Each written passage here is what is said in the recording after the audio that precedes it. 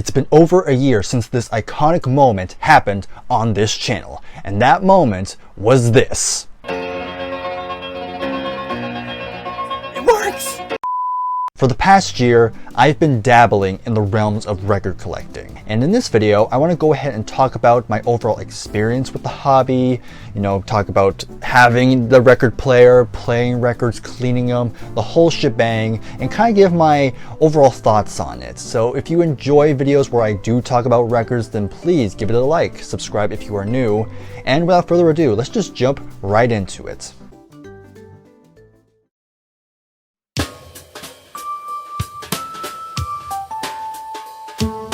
Since this channel's inception, I have been primarily a CD channel. I mean, the first name for this channel was CD Superstars, and then it changed to Bryer CD Showcase because, CDs was all I had. CDs were a lot cheaper, they were a lot easier to find, and records were a lot more pricey, and there's more space you have to worry about. And so for a long time, I never thought I would own a record player or collect records. Well, that all changed when I first collaborated with my good friend Scott over at SoundLab Studios, or Scrapdog Scott's Records.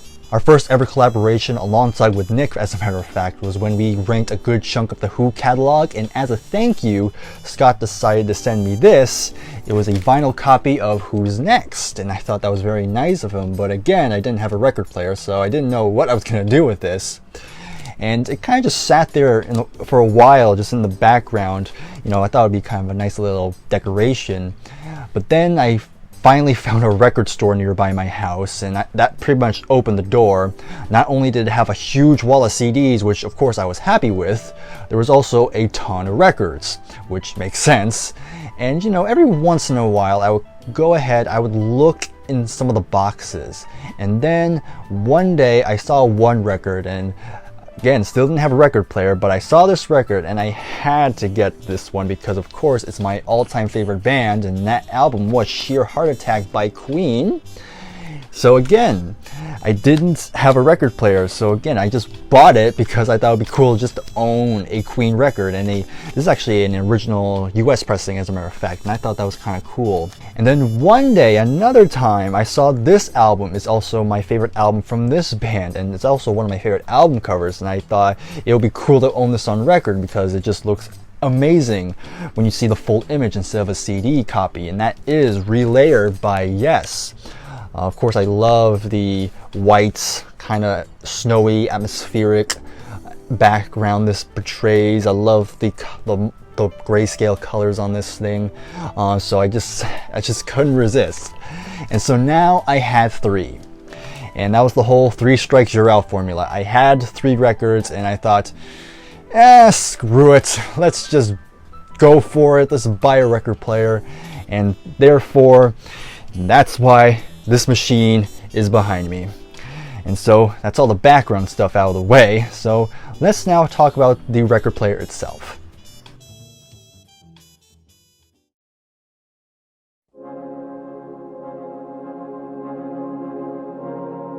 So the record player that I bought was from Audio-Technica, and the exact model is a AT LP60X. And alongside it, I bought some speakers. They're from Edifier. I don't remember the exact model, but I'll put like an image in front so you can see what specific model I picked. Going back to the player itself, it is an automatic model, which means you just hit a button and the needle will automatically go to the beginning. And once it's done, it will come up and then return back to its origin. You can make it manual, kinda. You just have to hit another button and that will lift the needle up, and you can just push the needle across to the specific spot you want to go to, and then hit the button again and it will go back down. There's also a lever that you can change the settings to play 45 singles, and it does come with an adapter. I will say the 45 setting doesn't work anymore. I have no idea what happened. One day it just stopped working. It will just pretend like it's still playing like a regular 7-inch record, which is kind of odd.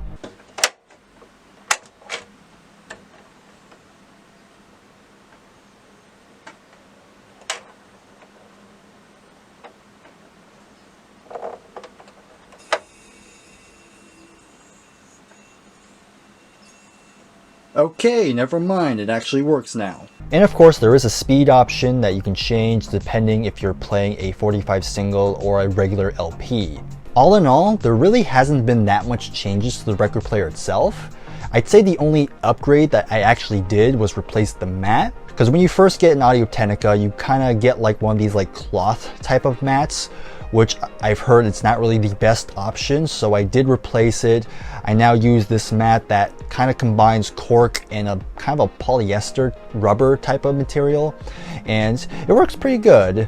I don't notice a huge difference, but there's not as much dust on it, which that's a plus right there. And now let's talk about the records themselves.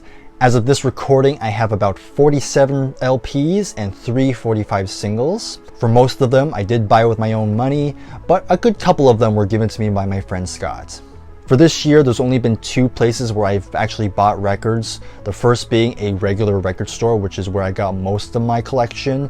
The other place is eBay, which I don't go there as often because there is a risk when you use eBay for the most part. I've definitely had one experience with that, but maybe I'll tell that story in a bit. But for the most part, eBay's been okay. But for the most part, I do prefer going to just a regular brick and mortar type of store, you know, where you can actually go there, you can actually see the record in front of you. And what's good about the record store that I go to, there are playing stations that you can test them out before you buy them. So it's just a lot easier, and you definitely go in there with a little bit less risks than you would do when you go to eBay. My only real negative I had with eBay was when I was trying to get a vinyl copy of Foxtrot by Genesis.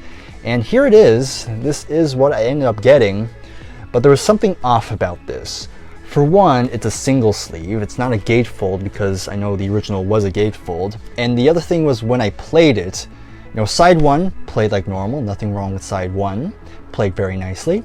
But then when you flipped over to side 2, it just played side 1 again. And so I ended up buying a misprint copy, and so I was pretty disappointed in that. I couldn't return it, but I did get my money back. So I'll probably at some point someday hang this on a wall, maybe put it in a picture frame, because it's still a gorgeous album cover. I still love this cover. So in that case, I did end up getting another copy. Now this one, here it is. This is the one I really wanted. It does have the gatefold, which is great. And also it does have 2 separate sides. It has side 1 and side 2. So there we go. Much better. But yeah, that's the only like real negative experience I had with eBay. Now we move on to storage, and as of now I just have a simple, pretty small kind of box to kind of keep them in. I know it's not going to be good in the long run, and to be honest, it's getting pretty close to being full. So at some point I do have to think about, okay, what am I going to do if I do get more? Where am I going to put them this time? So I haven't crossed that bridge yet, but we'll see what happens when I get there. I also bought some inner and outer plastic sleeves to protect them. I will say I use more of the inner sleeves more than the outer sleeves, because at record stores, for the most part, not always, but for the most part, they already have outer sleeves on them. So it's just the inner sleeves that I need to put in there. So there you go. Just bought them, you know, just because I feel like you probably should have them. Now when it comes to cleaning records, I don't have anything too extravagant. It's pretty simple. I just bought a simple cleaning kit from Amazon. It comes with a brush to clean the brush, and some fluid of some kind. I don't actually know what happens to the fluid, but for the most part, I kind of use the dry method, I guess you would call it, because I heard that's a little bit better than the wet method. Again, I've heard many different opinions on it, but for now I've used a dry method. And I also did buy a anti-static brush, so I do use that as well from time to time. And you know, for the most part, it works fine. I can get a good chunk of the dust off if they are pretty dusty, especially when I do buy a new record for the collection. I can get most of it off. Not all of it, but I can get it to a point where it's definitely a lot more playable and not as many pops or scratches. Well, not many scratches, not many, you know, dirt, shall we say. So again, nothing crazy, but it gets the job done. Now when it comes to actually listening to records, it's definitely a ritual, and I'm sure a lot of people can vouch for this. You know, the whole process of taking the record out of its sleeve, putting it on the turntable, maybe cleaning it beforehand, and then just hitting play and just finding a spot to either sit or lie down and just enjoy the music as it fills the room. It's just there's definitely a different vibe to it. And, you know, depending on the actual music itself, of course, if I'm playing like a rock album, I'm probably going to be standing around, probably jumping like a maniac or something like that. But if it's more like a progressive rock sort of album, you know, that's when you kind of just let the music take you over and just kind of, you can close your eyes and just kind of drift off in a sense. It's very interesting. I do enjoy it. It's definitely not something you will get when you have headphones and just on a computer and just listening passively. You know, when you listen to a record, you do have to kind of pay attention to it. It's like you have to focus on it in a sense. It's almost like watching a movie when you put on like a VHS or DVD, you know. It definitely has a similar vibe to it, which is definitely interesting. I definitely do like that. Then you have the process of getting up to flip it. It's almost like when you're flipping it, you're almost reflecting on what you heard on side one, and you're kind of anticipating like, oh my god, what's side two gonna be? Even though most of the records I have are albums I am very familiar with, but still, it's definitely, again, it's just a different feel when you flip it. It's kind of fun. I do enjoy that as well.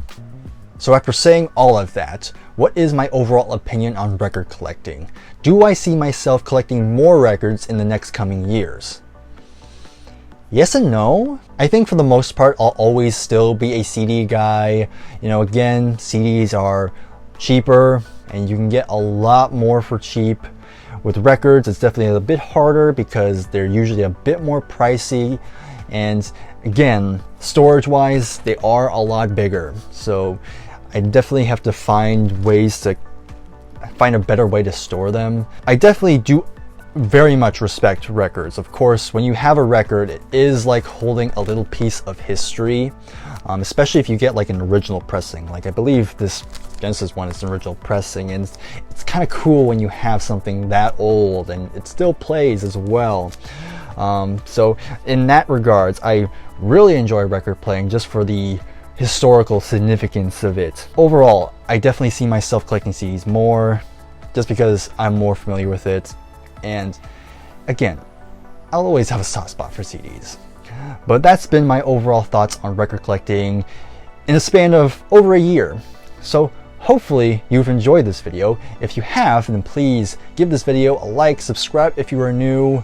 If you're a record collector, please go ahead and tell me your stories when you first collect records. I definitely look forward to, especially because I have an older audience here, I definitely look forward to hearing like what was your experience when you first started collecting. But other than that, I have no regrets buying this, and I have no regrets making this video. So again, thank you very much for watching. I'll see you in the next one. Take care and goodbye for now.